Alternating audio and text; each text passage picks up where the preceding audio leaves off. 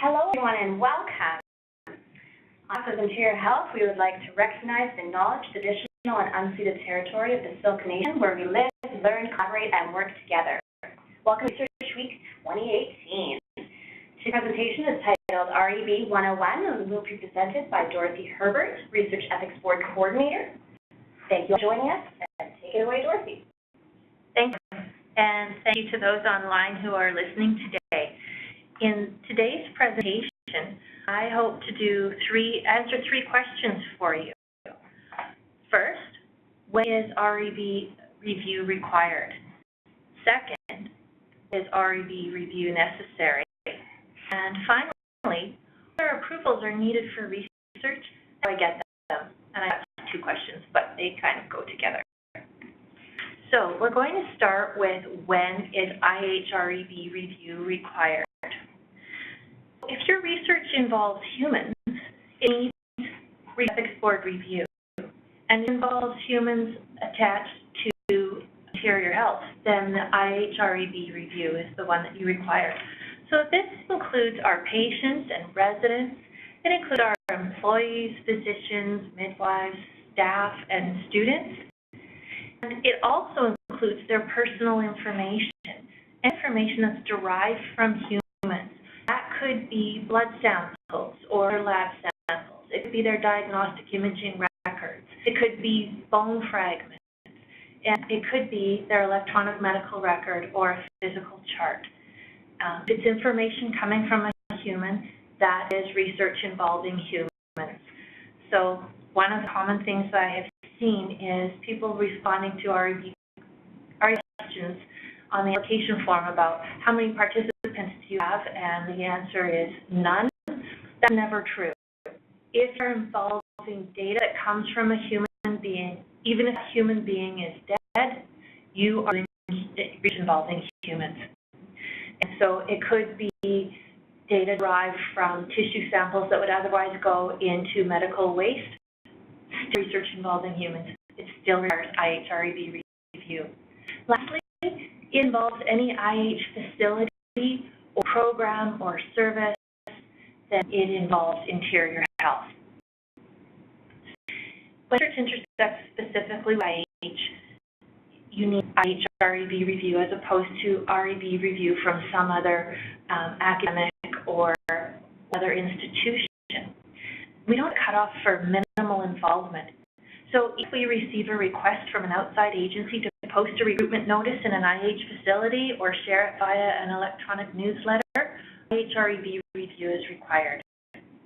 There are some things you might be involved in which do not require REB review.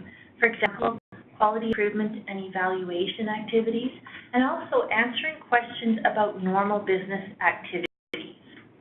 So a physician to answer a question about how many emergency medicine residents go through IH hospitals each year, and you're not asked for your opinion on that, just for the facts, then that is not research, and it does not require REB review. However, if you plan to publish the results of your QI study or evaluation, and the journal you wish to publish in requires REB review, you must obtain it prior to starting your study. And approval cannot be granted after the fact. The IH REB chair is looking at ways of acknowledging quality improvement without putting it through a full ethical review, but we're not there yet. So we're exploring what's done elsewhere in BC and in Canada, hoping to provide options that people want. If you're not sure if your project requires IH REB review or not, call or send your question to researchethics@interiorhealth.ca. So, from a colleague of mine at Island Health, sums it up nicely. What you see as a clinician, you do not have access to as a researcher. Thinking back to the previous slide, those medical charts. This is the reason for this is that personal health information in medic and in paper records was provided by patients or generated about them in order to provide medical care. And it cannot be used for any other purpose without the patient's permission. They own it. They get to say what is done with it.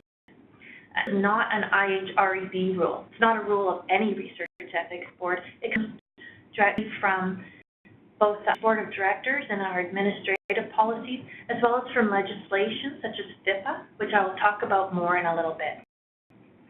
Sometimes it's impossible to obtain permission.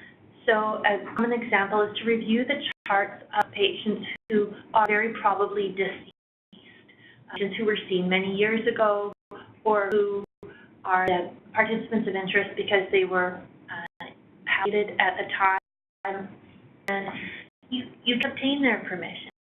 In that case, there's an option to apply for a waiver of consent to meet specific circumstances that are delineated under Article 5.5 of the TCPS2, which is Primary Reference Manual. I'll talk about more in a moment. And there are 6 criteria that need to be met. Again, if you're unsure if you meet the criteria, I can help you determine whether or not your research protocol meets the criteria for a waiver of consent. And this issue come up commonly. The test of whether a waiver of consent can be granted or not usually passes or fails on one of 6 criteria. 5 of them are easy to meet. The 6th one is that it's impossible or impracticable to obtain consent. Now, impracticable, I should have written that in a slide so you could see it. It's not impractical, and it does not mean the same thing. Impracticable is a much higher standard. It means theoretically possible. In practice, there's no way to implement it. So it's not referring to inconvenience. It's not referring to cost. It's not referring to the amount of time it would take to obtain consent. Those are non-starters. So I will talk about why REB review is necessary. And the book that you see a little graphic up here, it's also available in an online version. It's called the TCPS2, or Tri-Council Policy Statement for Ethical Research involving conduct of research involving humans. I can't believe I said that incorrectly. I'm sorry. And it's commonly known as the TCPS2 because the name is such a mouthful. I just proved my own point. The research participants have rights, and the role of the Research Ethics Board, our primary function, is to protect the rights of human research participants.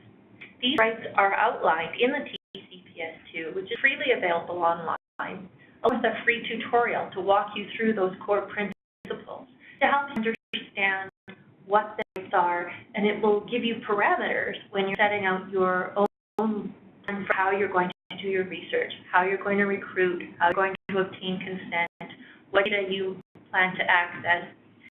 If you know the criteria by which you will be evaluated, it's much harder to meet them. So I highly recommend doing a CPS2 tutorial and to engage in research, particularly if you're leading it. Chris Dixon. Completing the tutorial is not required for low-risk research. And for the person who just joined, we are, well, you'll see the slide. You've only missed a couple. Completing the TPS2 tutorial is not required for low-risk research, but it is recommended. And at a minimum, it will help you understand the 3 core principles. And I've translated them here into what we're actually looking for. First one is respect for persons, but what that actually means is that participants have a right to autonomy and to provide free and informed consent. So you uphold the principle of respect for persons as a researcher by ensuring that the participants have free consent and that they're properly informed about the research. And again, I'll talk more about that in depth in a minute. The second guiding principle is concern for welfare. And what we mean by that is minimizing risks. The researcher has an obligation to protect the privacy of participants and consider their physical, mental, and spiritual health and their social, economic, and physical circumstances. Getting the idea that participants have all of the rights and researchers have all of the obligations, and you would be wrong. The principle is justice. And that translates into fair and equitable treatment. So first of all, equal opportunity to participate. And this is my favorite fact to share with people. Research shows that people who participate in health research enjoy better health status, better outcomes, better access to information that is of use to them. So the principle here is that no arbitrary exclusion of participants is allowed. An example would be cutting off the age of your participants at 50 or 65, or some arbitrary figure, without having any support for the research question to do that. Or another one that we see quite often is excluding people who are not fluent in English, but who otherwise meet the inclusion criteria. So that is understandable in some circumstances, but in a healthcare setting, we deal with people who are not fluent in English all the time, and there are ways to do that appropriately that can be brought into the research setting. So it can be excused at times, but it needs to be justified. You can't just say, well, we're not doing that because we don't have money. You don't necessarily need money to do that. You need to follow the model that is used every day in healthcare, and you'll be fine. Next, we'll talk about a couple more reasons about why REB review is necessary, just so they're really well versed, and then we'll get into the details of how to get that. So, institutional policies I mentioned already. For example, if IH employees on the line, you signed a confidentiality agreement when started. It states that you only use confidential information accessed in the course of your professional relationship with Interior Health for the purposes of doing your job. Other uses of confidential information are prohibited unless permission is expressly sought for the given purpose. Get to my friend's quote about you have access to all of that lovely data in charts. You get permission. You get permission to access charts from the person who owns that information. And if you can't, you apply to the REB for a waiver, as I talked about before.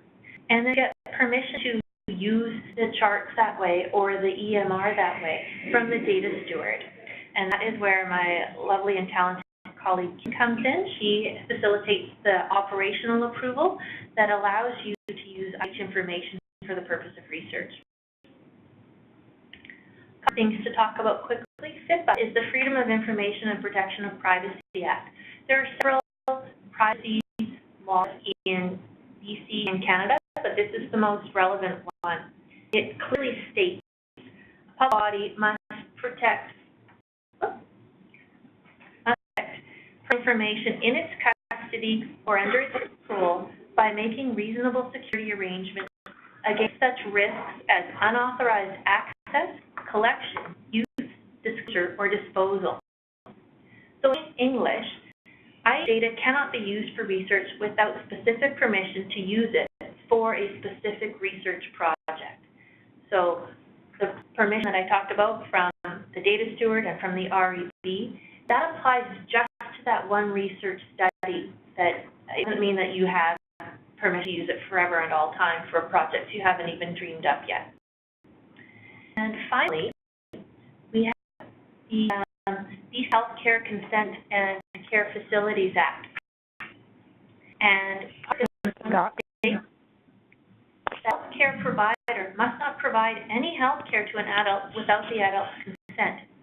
This includes participation in medical research that is approved by an REB designated by REB Application. So just know, the Interior Health REB is designated by this regulation. For-profit REBs are generally not designated in this act, so you can obtain REB approval from an outside agency for a fee, but you need to, by the BC Healthcare Consent and Care Facilities Act, then you also need to get it from us. Probably easier to go straight to us. I'm just stage 2 right here. So, apply for REB review. And I've simplified it to 3 easy steps as C is drawing a stick man. Step 1, write the protocol.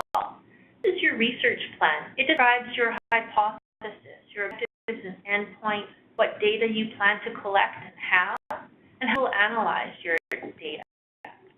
There are lots of templates available. The one that the UBC Faculty of Medicine has posted on its website. It's straightforward and it contains everything you need without any superfluous bits. So your plan needs to be written down. It can't be in your head. We can't evaluate that. And it's not what you describe in the REB application form. We don't ask for details of your data analysis. We ask for a summary. So those two things are separate. I just want to make that clear because that has caused confusion in the past. Secondly, here's the local investigator for clinical trials sponsored by a drug or device company. The protocol will be supplied for you. The same is true if you are added on as a co-investigator or a site investigator for a multi-site trial that's initiated by someone else. And in that case, your job is simply to read the protocol, know it, follow it. Clinical research is not the place for improvisation. So if you're applying to the IH REB, then you can use the handy-dandy application for ethical review form that's available on our website. The URL will be posted at the end of this presentation. And it's a pretty straightforward question. And really, if you have written your protocol already, then all you're doing is summarizing it. There are no tricky questions. There's also a guidance note that accompanies it, available from our website or by contacting research ethics at interiorhealth.ca. And, pardon me, and that gives sort of a step-by-step explanation of how to answer each question. So any ambiguity. If there's ambiguity, if you're not sure, please just get in touch with me or get in touch with the research department. Now, if you have a UBC affiliation, then you might want to get approval from UBC, 1 or 6 research ethics boards, in addition to IH. We have a harmonized process for that via the Academic Health Sciences Network, which is a group of highly, I don't know how to describe them. They're processes and people that are essential to conducting research in British Columbia, housed all in one place. Perfect. There you go. Yeah, and Research Ethics BC is a part of that. So there are right now 8 institutions, health being one of them, who have gotten together to use a common electronic platform for submitting research ethics for people who need to obtain approval in more than one setting. So IH and UBC is a common one. Sometimes research is going to take place in all 4 geographic health authorities, and we can do that collaboratively. So you apply on one application, one electronic platform, approval from Northern Health, Island Health, Fraser Health, and us, all at the same time. There's a time not that long ago, 5 or 6 years ago, where you would have to apply 4 different times to 4 different outfits. You might even get different responses back. It's a tedious and time-consuming process. So we've done away with that, and a lot of work to get there, but the electronic platform looks fantastic. So you've used REB before, which is the UBC platform. Is that still showing? Okay. Sorry, green in the room just went black, but that's okay. If you've used the UBC REB platform, then prep is going to look very familiar and very easy. If you haven't, we posted a step-by-step guide on our website, and thanks to Kim, it has hyperlinks that will take you where you want to go. And I'll give our URL at the end, and we've posted lots of useful information. The idea is that you can do this anytime that's good for you. So if you have a question and it's outside of business hours and you can't just pick up the phone and call somebody, you don't ever have to do that. Everything is online and readily available and self-service. Sorry, somebody on the line doesn't have their line muted. muted. Please ensure that you mute it. We're getting some background noise. Thank you so much. Please continue. And I'll just say one last thing about that is that we will have a presentation on Thursday from the keepers of PREP, the provincial PREP coordinator, PREP being Provincial Research Ethics Platform. So the provincial coordinator, navigator, as well as the architect of PREP, who is from BC, are attending in person. You are welcome to attend in person if you can on Thursday for their presentation, and if not, we'll look forward to welcoming you online. Now, there will be other documents that you need to prepare as part of your REB application pitch. They include recruitment documents, posters, brochures, flyers, social media ads, and they might look something like this. And you need to review that. Every document that will be used with potential participants, the REB needs to see. There are criteria that they need to meet. Most often I find that they're very busy, like this one. This example comes from Texas somewhere, and it contains a lot more information than what we would but they're pretty forward, and they really go back to those three principles: respect for persons, concern for welfare, and justice. You want to inform people, give them the opportunity to freely approach you. So a good recruitment poster or flyer or social media ad will capture the interest of the participant group you are hoping to include and prompt them to call you for more information. And another example of what you might need to include is your CV. But if you're doing research that's above minimal risk, and particularly if you're doing a clinical trial, there's a variety of other documents that you will need. Now, we have a wonderful clinical research team by a manager, Colleen Adderley, and she and her team can help you with that part. With your CV, obviously you should know how to do, but Health Canada declarations and no objection letters, and there's a lot of other things that involve in a clinical trial. So I has a research department and a segment of that department to with that part of it. It can be daunting, but not when you have a good team supporting you. So that's available. The message about these three steps is that everything stems from your protocol. So the information on your poster, the information in your consent form, everything needs to match what's written in your research plan. So you have to question it if you have one thing written in your protocol saying, I plan to do this, and entirely different written in your consent form. It happens more often than you think. It's probably the documents were written at different times and evolved over time, but we're seeing them for the first time, and so we try to catch those sorts of errors. There are things that you need to pay particular attention to. We have seen over the years. The IH Research Ethics Board has been around since 2005, so our 13th birthday is next month. Oh, we're going to be a teenager. I'm laughing because a couple of us in the room have teenagers. Yeah, but I promise the REB won't become unruly or or sleep in late or anything like that. I digress. In those 13 years, we have reviewed almost 1,000 research projects, and just in my time with the REB, I have seen, I'm coming on number 600. I think by the end of the week I'll be at 600 reviewed. So I've seen the same sort of thing over and over, and I am aware of what the pitfalls are and how to make it easy for you by drawing your attention to them. First common pitfall is recruitment and a methodology that provides for unintentional coercion. Remember the principle of free and informed consent?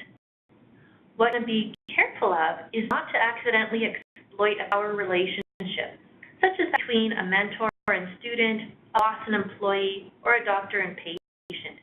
It's usually easy to get around these issues by using a third-party recruitment strategy, by hiring a research coordinator, by enlisting the support of colleagues or admin staff or MOAs or medical students. We have lots of creative ways of doing this, so that's something that we can help you figure out if you figure it out before you submit. The issue that is commonly problematic for people is consent. Again, for persons means free and informed. So free consent means free from coercion, free from time pressure, free from the risk of losing any other benefit to which they are otherwise entitled, such as their usual medical care. Free means that they can say, yes, I'll participate, or no, I won't, and nothing else changes for them. And informed seems like it would be self-explanatory, but what we mean by this, to get into the nitty-gritty detail, is that the consent form is written at a language level that's understood by the general population, which is generally a grade 8 reading level. There are tools available online and embedded in Microsoft Word can help you check the reading level. If you're recruiting physicians or IH managers, the reading level can be substantially higher, or IH employees of any sort, really, or academics. You know, if the whole population, by definition, has a university education, you still want to stick to around a grade 12, 13 reading level. You don't want to get to a 20 reading level. I've seen that a couple of times, and it just makes it more difficult than it needs to be. There's probably one exception. Our colleague Katrina writes so beautifully that she can actually write something at that high level, and you can still understand it, but that's an art that I think she's one of the few people that mastered and get nods of approval here. Like Katrina, you'll know that's true. But it is a difficult challenge, and simple is better. So finally, we want to pay attention to privacy issues. Patient privacy rights are governed by law. Same with participant privacy rights. So it's important to know what you can and cannot do. And I talked about a couple of the laws that are relevant. Now, you can just go fishing for information in Meditech without going through the appropriate approval processes.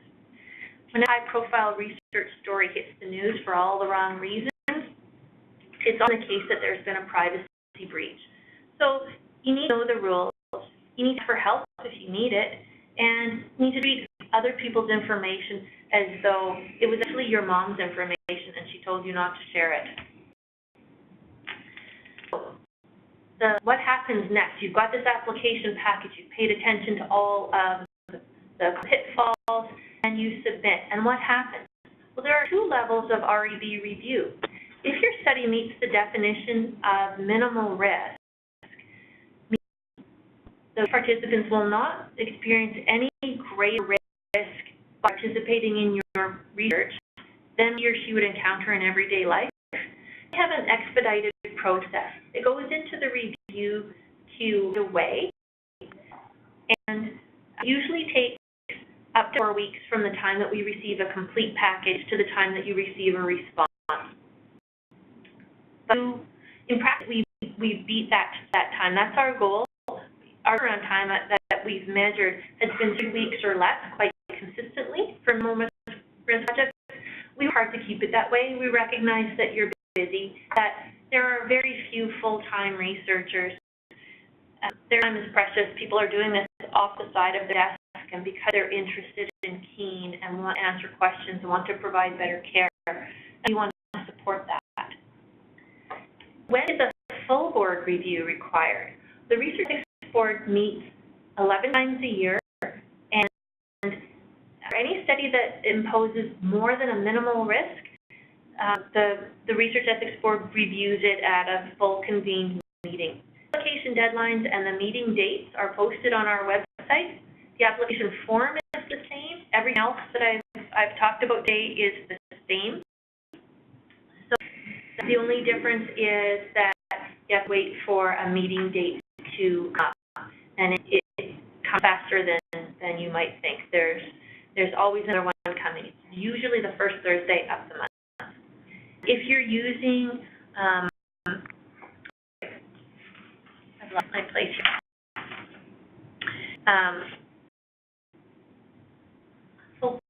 That's all I had to say on that. I'm sorry. So what happens next? Well, I mentioned earlier that there are two types of approval, ethical and operational. I've been talking all about ethical approval. The Research Ethics Board doesn't have anything to do with operationalizing your research.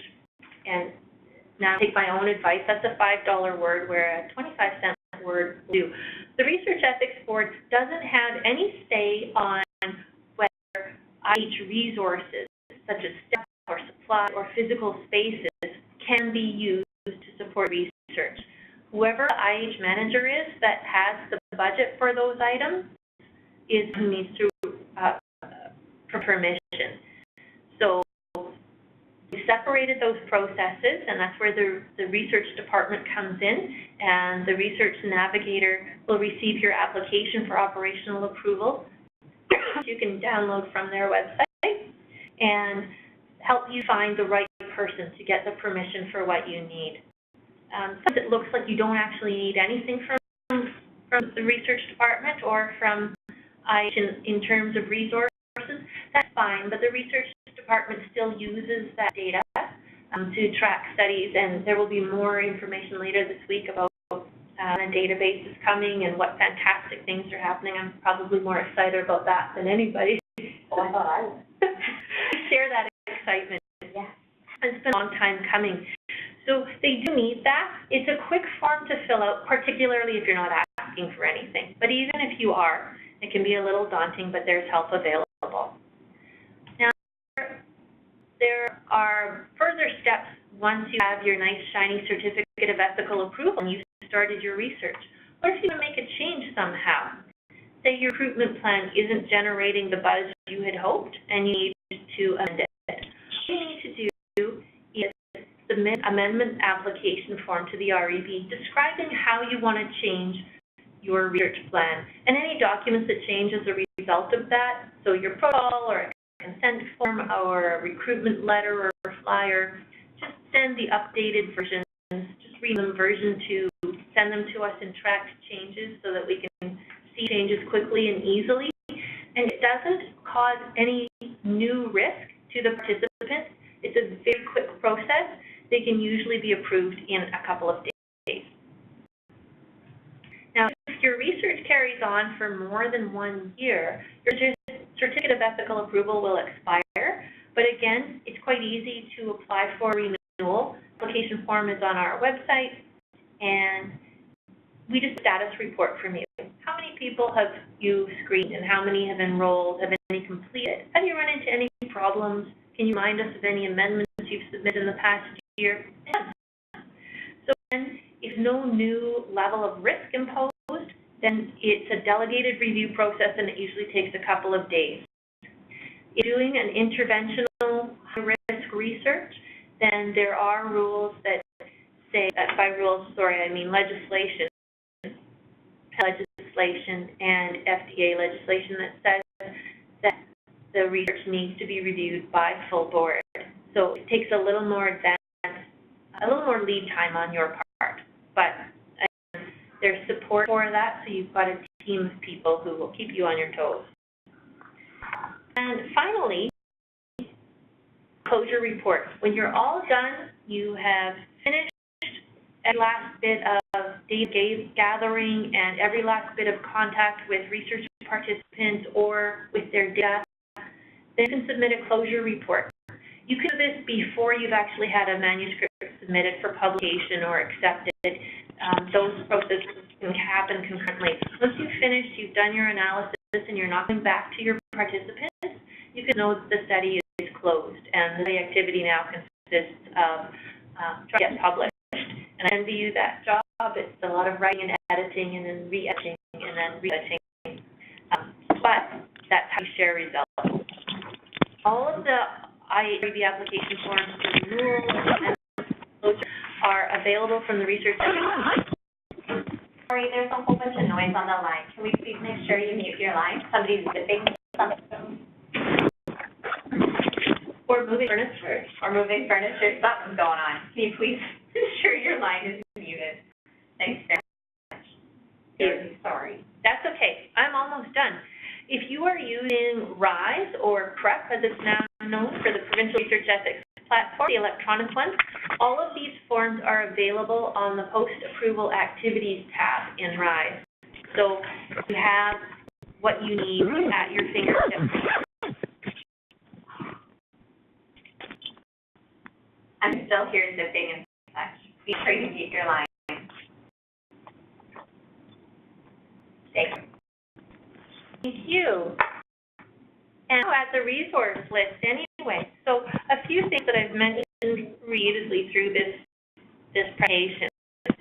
The panel on research ethics has a website, pre.ethics.gc.ca, the Government of Canada website, and it contains an online version of TCPS2, so you don't need to order a hard copy. But if you want one, they are available too, and they will send one to you. We have a few copies here below at CHSC for people who like to have a hard copy.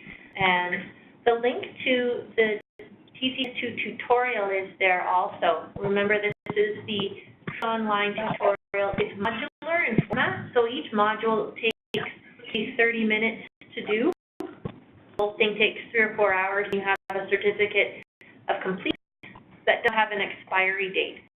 So I do mine every few years, but I don't expect anybody else to do that. I think it's just for someone in my position to stay. But you have it, and I highly recommend it. Even if you're doing minimal risk research, the principles are the same, and you need to know them. It's like when my kids bring home something from school, an assignment, and they have all the criteria laid out for them. If they don't know the criteria are, it's really hard to get an A on their assignment. If you don't know what the criteria are by which your ethics application will be judged, it's really hard to do a good job with it, and we want you to do a good job with it. So, the Research Ethics Board website is under the About Us tab on interiorhealth.ca. It's available from inside the net. I find it easier, it's too quick to get to it from interiorhealth.ca. If you go to the external website, the public website, and then click on About Us, you'll see a direct link to the Research Ethics Board. And all of the resources I talked about are there. Research Ethics BC is another one, and their website is still under construction, so you will see more added to it. If you go to it today and then go to it next month and then in 2 months, you will see things added to it as it becomes a more robust resource. It's very new, very exciting, and if there's something that's not there and it's not on our, then have research@interiorhealth.ca or research@interiorhealth.ca. So I'm going to turn it back to Kim to talk and state, and I am going to thank you all for listening and thank you for your time today. I'd like to thank everybody online that stayed, even with the commotion going on in the background, the zipping, the moving of furniture, and all that from someone who accidentally forgot to unmute their line or to mute their line. Thanks so much to Dorothy for presenting. Is there any questions for Dorothy at this time? Please feel free to speak up. Motion going on, or to enter into the chat line. You find humor in this. For sure. Okay. Hearing at this moment, please feel free to email either researchethics@interiorhealth.ca or myself, since I'm the one here. Who is I guess we need to know today. And thank you so much for everybody joining us, and thank you so much to Dorothy for presenting. It's a pleasure. Thank you for having me. And feel free to register for other events with Research Week all week long. Take care.